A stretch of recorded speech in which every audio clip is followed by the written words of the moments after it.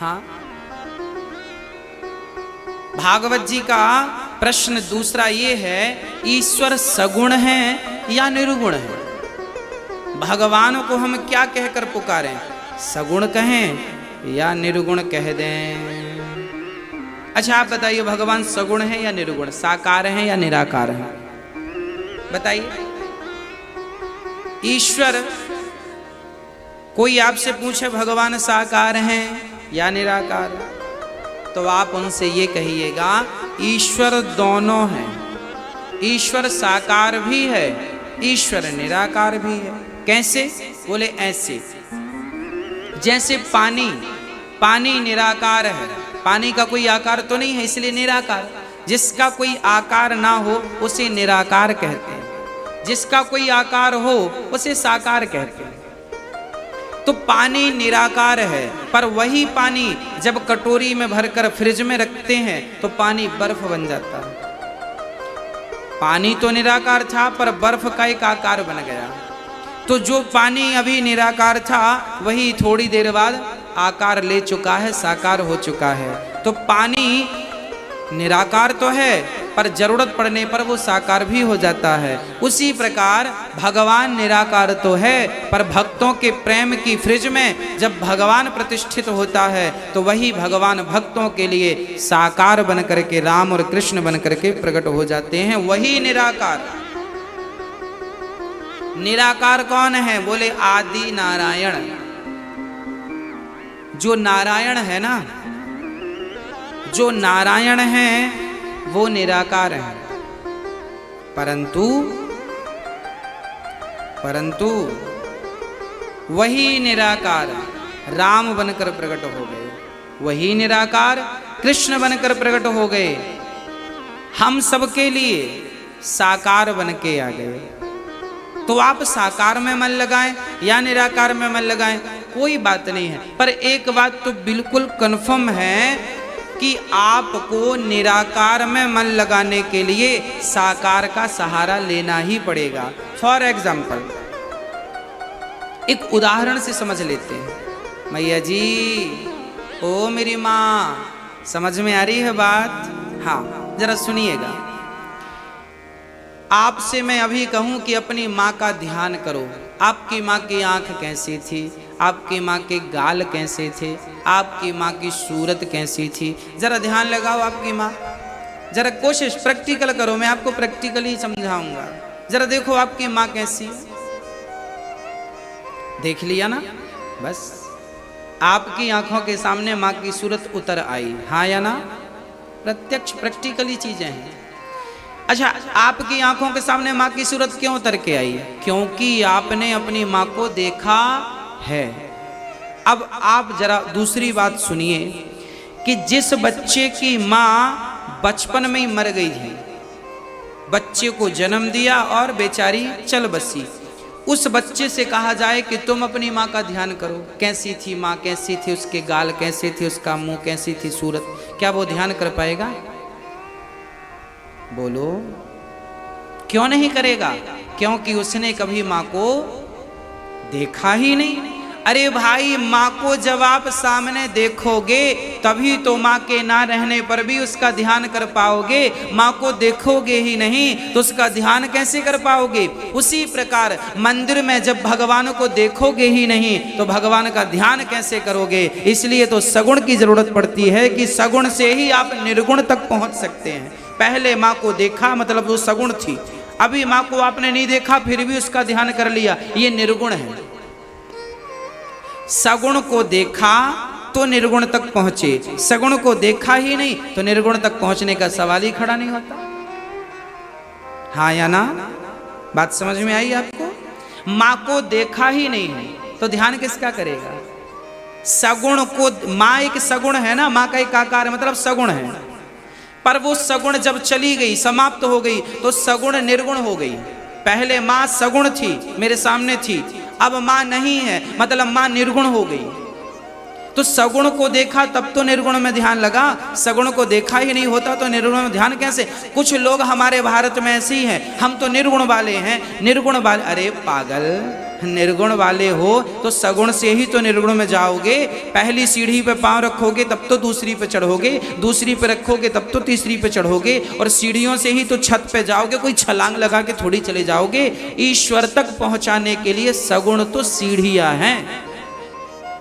सगुण की सीढ़ी, सगुण सीढ़ी है और निर्गुण छत है, समझिएगा। सगुण सीढ़ी है, निर्गुण छत है। छत तक पहुंचने के लिए सीढ़ियों का सहारा आवश्यक है। उसी प्रकार निर्गुण परमात्मा तक पहुंचने के लिए, निराकार का चिंतन करने के लिए साकार का सहारा जरूरी है। साकार में मन लगेगा। हम बिहारी जी का दर्शन किए हैं तो आंख बंद करेंगे तो बिहारी जी की छवि सामने आ जाएगी। अब देखा ही नहीं तुमने बिहारी जी को तो आंख बंद करके बैठे रहो, किसका ध्यान आएगा?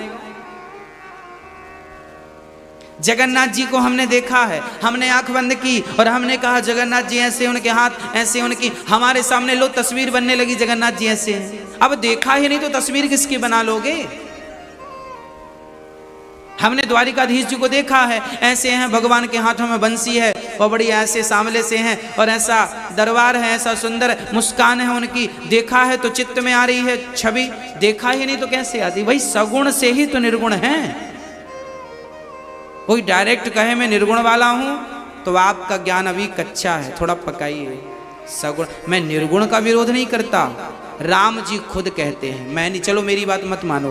रामचरितमानस में सुंदर कांड में गोस्वामी जी लिख रहे हैं और राम अपनी वाणी से कह रहे हैं। राम जी कह रहे हैं, सगुण उपासक परहित निरत नीति दृढ़ तेनर प्राण समान मम जिनके द्विज पर प्रेम। सगुण उपासक, सगुण, राम जी कह रहे हैं मुझे सगुण उपासक पसंद है। सगुण उपासक पर हित निरत नीति दृढ़ नैम, कह रहे हैं राम जी। और फिर भी अब कोई ना समझे तो फिर कोई समझा भी तो नहीं सकता। भगवान के अवतार कितने हैं ये प्रश्न भागवत जी का है। सौनक जी प्रश्न कर रहे हैं सूत जी से, भगवान के अवतार कितने हैं। अब यहां से पावन सी कथा प्रारंभ होती है। भगवान के 24 अवतार हैं। भगवान के टोटल कितने अवतार हैं? 24। कौन कौन से? पहला अवतार है सनकादि, सनक, सनंदन, सनातन, सनत कुमार, इन चारों को एक ही कहा जाता है। दूसरा अवतार भगवान ने 12 बनकर के हिरण्याक्ष कुमार के पृथ्वी की स्थापना करने के लिए 12 अवतार धारण किया। विष्णु वाराह भगवान की नगरी से ही ये दास है। हाँ, पूरे भारत में 12 भगवान का एक ही मंदिर है जहां हमारी दास की जन्मभूमि है। रेमझा गांव से 9 किलोमीटर दूर मझौली है, वहाँ विष्णु वाराह भगवान का एक प्रसिद्ध मंदिर है। विष्णु वाराह भगवान का कहा जाता है कि एक किसान बैल चरा रहा था। हाँ, वो किसान पेशे से मछुआरा था। उसने जाल डाला तो मछली तो फंसी नहीं, उस नदी से पत्थर फंस के आ गया। उसने फिर फेंक दिया नदी में, नदी पत्थर आया तो फेंक दिया। फिर जाल डाला, फिर पत्थर वही आया, फिर फेंक दिया। फिर जाल डाला, फिर पत्थर आया। उसको लगा ये बार बार आ रहा तो रख ही लो, पत्थर को जेब में रख लिया। घर ले आया, घर में एक जगह पर रख दिया। अब वो पत्थर ना 12 बन करके सबकी फसल बर्बाद करता। लोग शिकायत करते कि इसके घर से निकलता है। लोग पीछा करने लगे ये कहां से आया, तो वो जाता और उसके घर में जाके समाप्त। लोग कहते तेरे घर से तूने कब से 12 पालना शुरू कर दिया? बोला मेरे घर तो कुछ नहीं है। नहीं है। तब फिर उसे सपना आया कि जो तुझे पत्थर मिला था उसके लिए तू एक मंदिर बना। तो मझौली में उसने एक मंदिर पावन तट पर। तो ये 12 भगवान वही हैं जिन्होंने दूसरा अवतार, ये दूसरा भगवान के दूसरे अवतार हैं। हिरण्याक्ष को मारने के लिए आपने जन्म लिया। कहां से? ब्रह्मा जी की नासिका से। तीसरा अवतार नारद जी का। चौथा अवतार चौथा अवतार नर नारायण का, पांचवा अवतार कपिल देव जी जो अपनी माँ को सांख्य शास्त्र का उपदेश दिए, सारी चर्चा में आपको आगे करूंगा। छठवें अवतार में दत्तात्रेय जी, सातवें में यज्ञ भगवान, आठवें में ऋषभदेव जी, नौवें में पृथु भगवान, 10वें में मत्स्य, एक बार भगवान मछली भी बने मत्स्य। 11वां अवतार कछुआ कच्छप, 12वां अवतार भगवान का हुआ धनवंतरी, 13वां अवतार मोहिनी, 14वां अवतार नरसिंह। नरसिंह भगवान किस लिए आए? प्रहलाद के लिए। 15वां अवतार भगवान का बावन, बावन भगवान क्यों आए? राजा बलि के लिए। 16वां अवतार परशुराम जी, परशुराम जी क्यों आए? क्योंकि उस टाइम के लोग आतताई हो गए, तो सहस्त्रार्जुन को मारने के लिए श्री परशुराम जी ने अवतार लिया था। 17वां अवतार व्यास जी, जिन्होंने 17-18 पुराण और वेदों का विस्तार और महाभारत जैसा दिव्य ग्रंथ लिखा, ऐसे व्यास जी 17वें अवतार। 18वां अवतार त्रेता में राम जी का, भगवान श्री राम जी का। 19वें अवतार में बलराम जी, बलराम जी भी भगवान के ही अवतार हैं। 20वां अवतार हुआ है श्री कृष्ण, श्री कृष्ण भगवान 20वें अवतार हैं। 21वें अवतार हैं बुद्धावतार, जो कलयुग में हुए हैं, बुद्धावतार, बुद्ध भगवान। 22वें अवतार में भगवान हरि अवतार, जिन्होंने हाथी को बचाने के लिए हरि अवतार धारण किया। हाथी का पांव मगर ने पकड़ा था एक बार, आगे मैं कथा सुनाऊंगा। हाँ, उनके लिए भगवान ने अवतार। 23वां अवतार भगवान का हंस अवतार, ब्रह्मा जी को उपदेश करने के लिए ये हुआ था। और कलयुग के आखिरी में 24वां अवतार हुआ नहीं है, होगा कल्कि अवतार। संबल ग्राम में विष्णु यश नाम के पंडित जी के घर में कल्कि अवतार होगा, होगा, हुआ नहीं, होगा। भागवत जी में जो लिखा है वो पिछला भी लिखा है और आगे जो होना है वो भी लिखा है। बुद्धा अवतार होगा, भागवत जी में ये लिखा है। अर्थात भागवत जी तब लिख गई थी जब बुद्ध भगवान का अवतार नहीं हुआ था। भागवत जी के इस प्रसंग में ये बात लिखी है कि बुद्ध अवतार कलयुग में होगा, भविष्य। मतलब भागवत तब लिख गई है जब अवतार नहीं हो, और उसके बाद जिस टाइमिंग, जो टाइमिंग इसमें लिखी थी कि इस टाइम पे होगा, इस समय पे होगा, वही समय पे बुद्ध भगवान का अवतार होगा। और कल्कि अवतार के बारे में भी अपडेट है, वो भी होगा।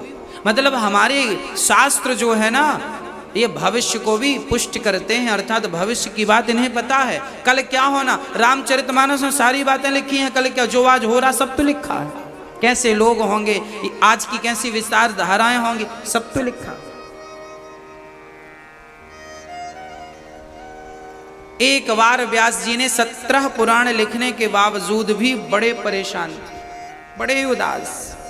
तब नारद जी आए कीर्तन करते हुए, क्या हुआ, आप परेशान क्यों हैं, उदास क्यों हैं? तब कहा, मैं इसलिए परेशान हूं। व्यास जी ने कहा, मैंने 17 पुराण लिख दिए पर मन को शांति नहीं मिली।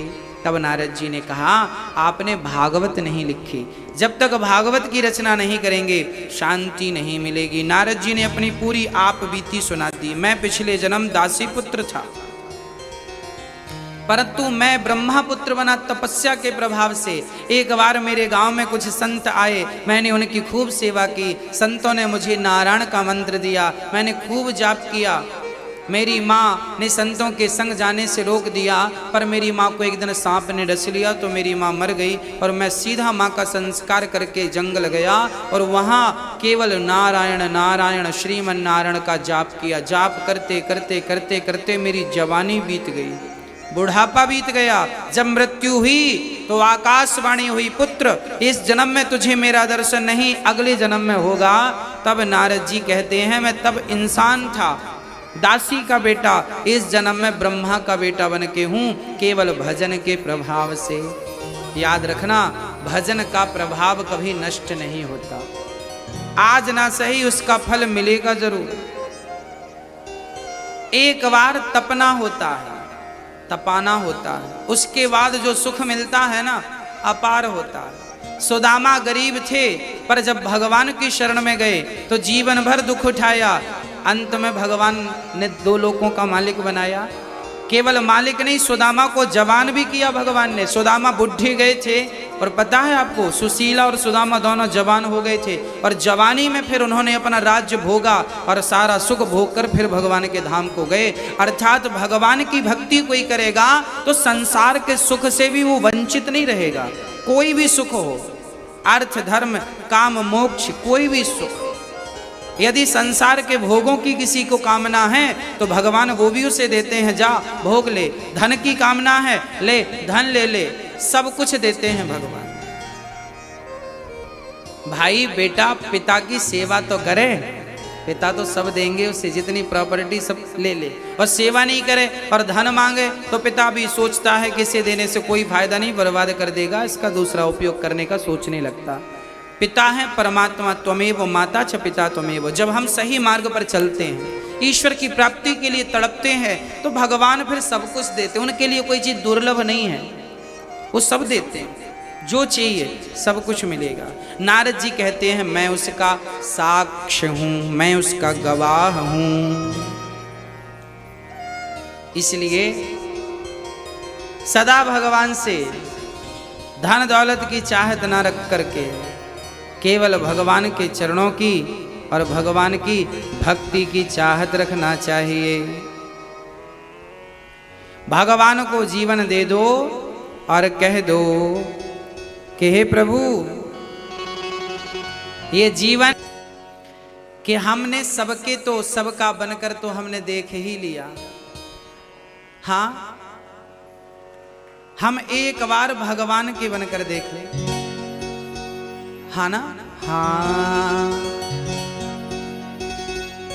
मैं सबका होकर देख लिया, एक तेरा होना बाकी है। मैं सबका होकर देख लिया,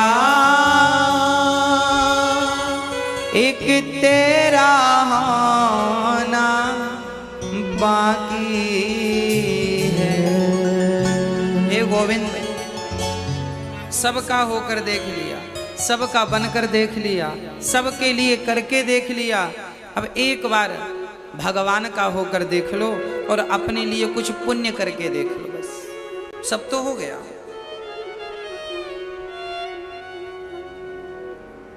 कब तक करोगे? जितना किया बहुत है, अब कुछ अपने लिए कुछ कमा लो, राम नाम की पूंजी कमा लो। व्यास जी महाराज ने भागवत लिखी, 17 पुराण लिखने के पश्चात अंत में श्रीमद् भागवत लिखी। और शुरुआत कहां से की? महाभारत के युद्ध से। कहते हैं महाभारत जहां से पूरा होता है ना, भागवत वहां से प्रारंभ होती है। हाँ जी,